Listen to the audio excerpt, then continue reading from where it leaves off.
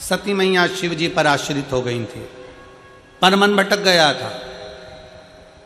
अगला अवतार जब माता पार्वती का हुआ तो पार्वती जी ने विचार कर लिया कि मेरी आश्रितता पूर्ण हो, मैं अधूरी आश्रितता न रखूंगी, मैं शंकर पर पूर्ण आश्रित, पूर्ण।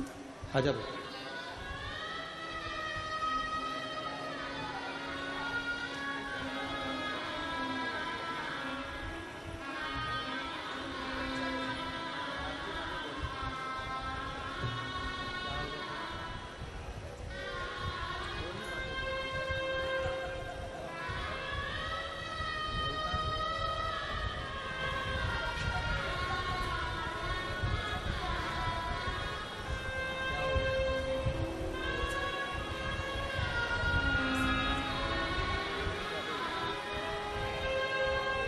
दीदी बता रही हैं कीर्तन इतना गाया है कि आवाज़ बैठ गई है। ये बच्चा जो है कुछ बीमारी के कारणवश चले गया था, पर बाबा का जल चढ़ा चढ़ा कर बाबा की भक्ति करते करते एक लोटे जल ने इस बच्चे को वापस जीवित किया। ये शिव तत्व।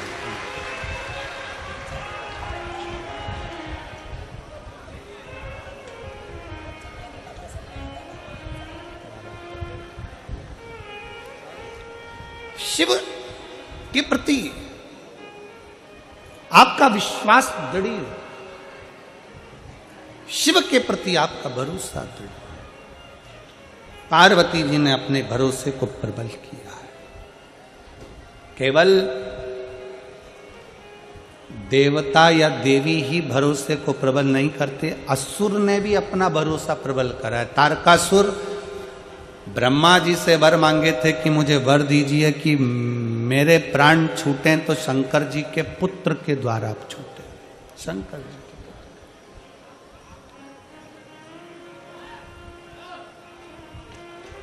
शिव के पुत्र के द्वारा।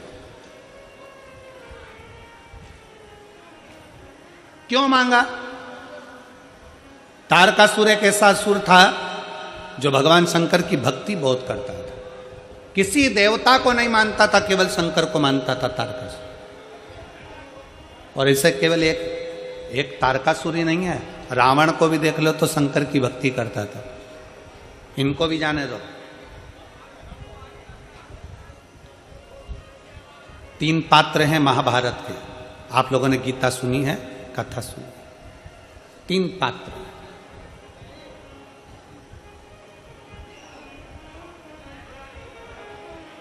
महाभारत के 3 पात्र जिन्होंने शंकर भगवान की अविरल भक्ति को धारण किया। कैसे? और उनको देखकर दुनिया ने धारण किया। भीम, दुर्योधन और जरासंध, तीनों ने अविरल भक्ति को धारण किया। तीनों तप करने के लिए गए।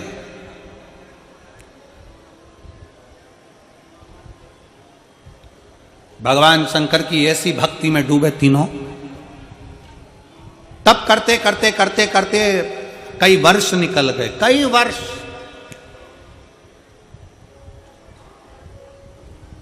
अब भीम को लगी भूख। भीम ने सोचा कि मुझे भूख लगी, जाऊं मैं कुछ खा लूंगा। जरासंध तप कर रहे हैं, दुर्योधन तप कर रहे हैं, और भीम उठकर चले गए और वन में जाकर केले लाकर बैठकर पेट भरकर भीम ने खाना प्रारंभ किया। भीम ने खाया। भीम जैसे ही चले गए, थोड़ी समय के बाद ही जरासंध और दुर्योधन के सामने भगवान शंकर प्रकट हो गए। प्रकट।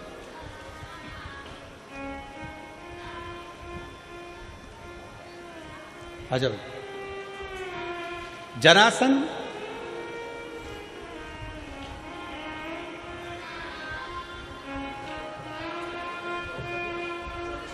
बधाई बेटा, ये बच्ची का जो जॉब लगा है, एक बार जोरदार ताली बजाकर इसका स्वागत करूंगा।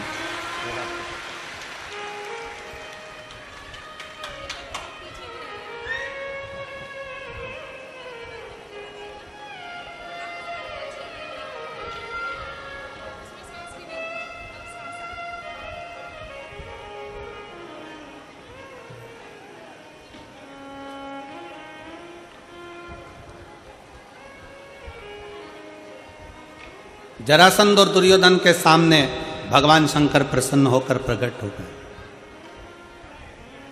सबसे सरल देव, देवाधिदेव महा सरलता में प्रसन्न होकर प्रकट हो। मांगो तुम्हें क्या चाहिए। दुर्योधन और जरासंध दोनों सामने खड़े थे और दोनों ने हाथ जोड़कर कहा कि हमको 10-10 हजार हाथियों का बल दे दीजिए। 10-10 हजार हाथियों का बल हमें दीजिए, हम में इतनी शक्ति आ जाए कि हम में 10-10 हजार हाथियों का बल रहे, इतनी शक्ति आ जाए।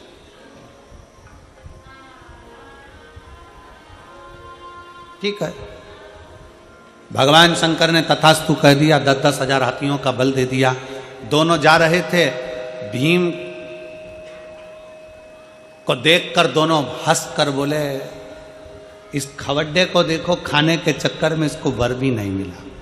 हमारे ऊपर शंकर भगवान की कृपा हो गई और ये भूखा खाने में ही लगा रहा, इसको कुछ नहीं मिल पाया, इसको कुछ भी नहीं मिला।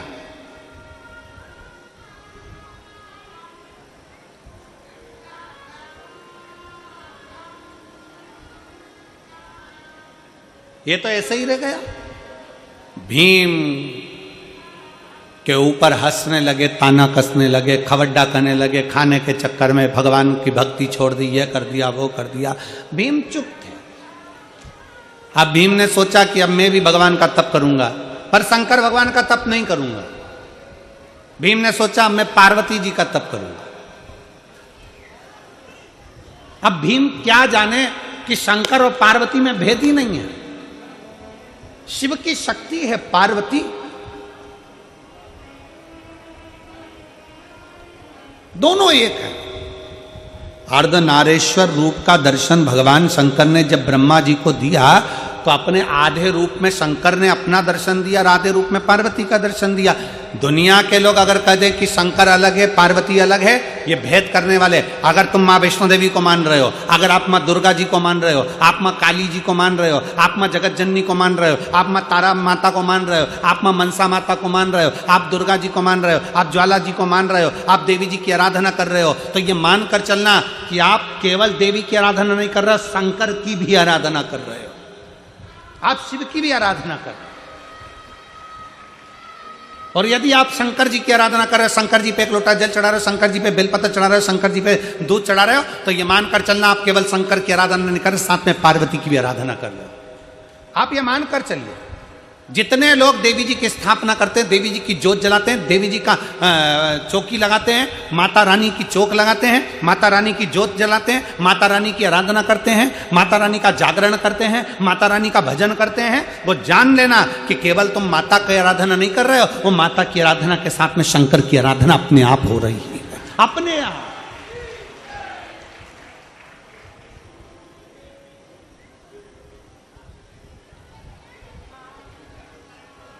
शिव शक्ति में कोई भेद नहीं है। पर भीम ने सोचा कि अब मैं शंकर जी की आराधना नहीं करूंगा, मैं शक्ति की आराधना, मैं देवी की आराधना करूंगा। और भीम ने देवी जी की आराधना करी, माँ दुर्गा जी की जैसी आराधना करी। शंकर भगवान ने माता पार्वती जी से कहा, जाओ भीम तुम्हारी आराधना कर रहा है, उसको कुछ देकर आओ। पार्वती जी बोली, मेरा तो मन नहीं उसको देने का। भगवान शंकर कहने लगे, कैसे मन नहीं, तुम्हें जाना पड़ेगा, देना पड़ेगा। भगवान विष्णु भी अगर किसी पर प्रसन्न होते हैं, भगवान नारायण भी अगर किसी पर प्रसन्न होते हैं, तो भगवान नारायण पृथ्वी पर रहने वाले जीवों को स्वयं नहीं देते, शंकर भगवान से कहते हैं कि प्रभु इनको दे दीजिए, शिव की आज्ञा है तो मिलेगा।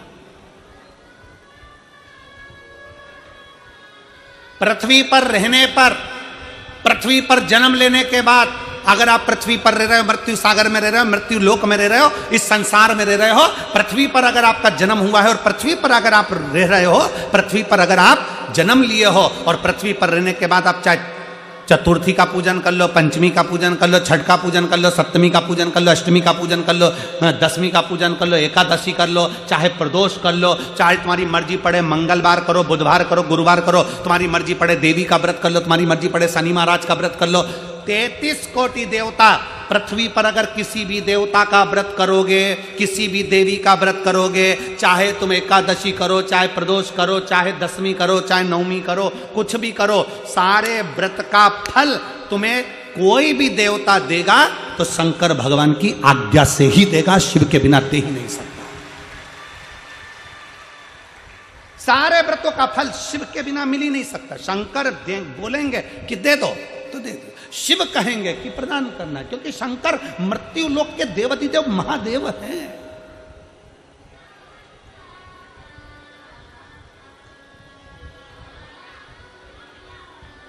शिव मृत्यु लोक के देव है।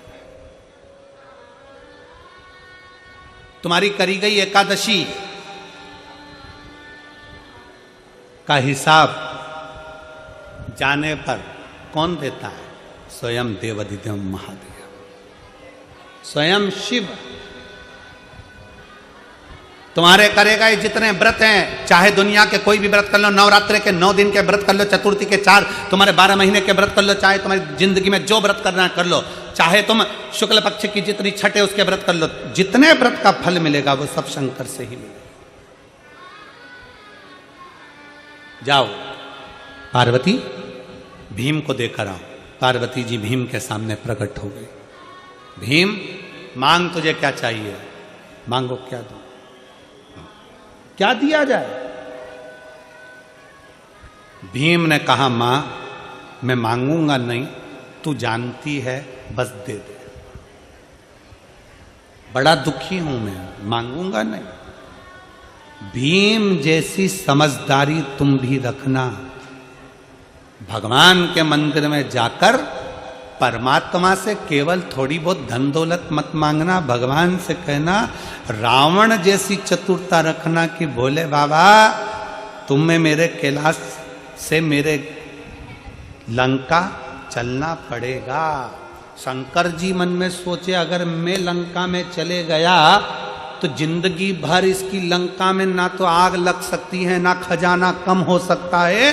तो भगवान शंकर ने विचार करा, 12 ज्योतिर्लिंग में से एक ज्योतिर्लिंग बाबा बैद्यनाथ इसीलिए बने कि शंकर को ले जा रहे थे रावण, पर शंकर भगवान जाना नहीं चाहते, क्योंकि शंकर अगर चले जाते तो रावण की लंका में कभी ना आग लगती, ना रावण कभी मरता, ना कभी धन की कमी होती, ना कभी संपदा की कमी होती, ना कभी बुद्धि की कमी होती, ना कभी विवेक की कमी होती। इसलिए शंकर भगवान ने अपने पुत्र गणेश जी को रास्ते में भेज दिया, जाओ रावण जा रहा है शिवलिंग लेकर, लंका तक पहुंचना नहीं चाहिए, शिवलिंग में भार कर दो।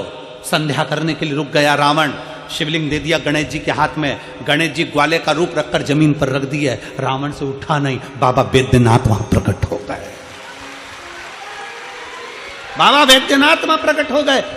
शंकर भगवान, अगर तुम शंकर के मंदिर में जाकर कह रहे हो कि मुझे थोड़ी सी धन दे दो, थोड़ी सी दौलत दे दो, 4 गाड़ी दे दो, बंगला दे दो, मोबाइल दे दो, हैंडसेट दे दो, शादी करा दो, भगवान से अगर थोड़ा बहुत मांग रहे हो तो गलत है। भगवान शंकर के मंदिर में जाकर जल चढ़ाते चढ़ाते कभी कह देना, बाबा प्रदोष आ रही है, तेरा इंतजार करूंगा, तुझे मेरे घर चलना है।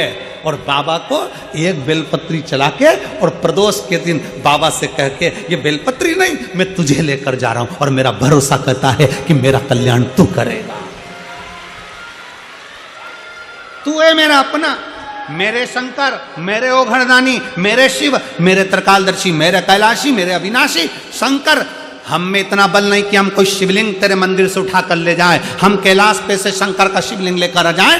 वो रावण था जो शिवलिंग लाया था, वो कंस था जो शंकर की आराधना में लीन रहत करता था। हमसे इतना नहीं बन सकता, क्योंकि हम कलयुग में रहते हैं। हम तो एक बेलपत्री तुझे चढ़ाकर लेकर जा रहे हैं। मैं मानती हूं कि तू मेरे साथ जा रहा है, मेरे साथ मेरे घर में जाएगा और कोई कमी नहीं आने देगा, ये विश्वास। भीम ने कह दिया पार्वती मैया से, मां मुझे दे दो। मां पूछती है क्या चाहिए, मांग, तुझे क्या दिया जाए। पार्वती जी बार बार पूछ रही है, भीम ने मना कर दिया, मुझे नहीं मालूम मुझे क्या चाहिए, आप तो बस अंदाजा लगा कर दे दीजिए। पार्वती जी ने ध्यान लगाकर देखा कि शंकर भगवान ने जरासंध और दुर्योधन को क्या दिया था। क्या दिया था उसको, जम के बोलो, 10-10 हजार हाथियों का बल। पार्वती जी ने कहा, सुन भीम, तूने मेरा भजन किया है, इसलिए मैं तुझे 10,000 हाथी का बल देती हूं। भीम ने कहा मैया बिल्कुल नहीं चाहिए, धर लो अपने पास। क्या करूंगा 10,000 हाथी का बल, ये तो शंकर जी भी दे दिए। तो मांग तुझे क्या चाहिए। भीम ने कहा मांगूंगा नहीं, बस तुम तुम्हारा अंदाजे से बोल दो, तुम्हें जो देना दे दो। इतने में पार्वती जी ने ध्यान लगा कर देखा क्या दिया जाए। तो पार्वती जी ने कहा ठीक है, मैं तुझे 20,000 हाथी का बल देती हूं। 20,000 हाथी का बल ले। भीम ने कहा मां बिल्कुल नहीं चाहिए, तुम तो तुम्हारे पास ही रखो। क्या करूंगा हाथी का बल।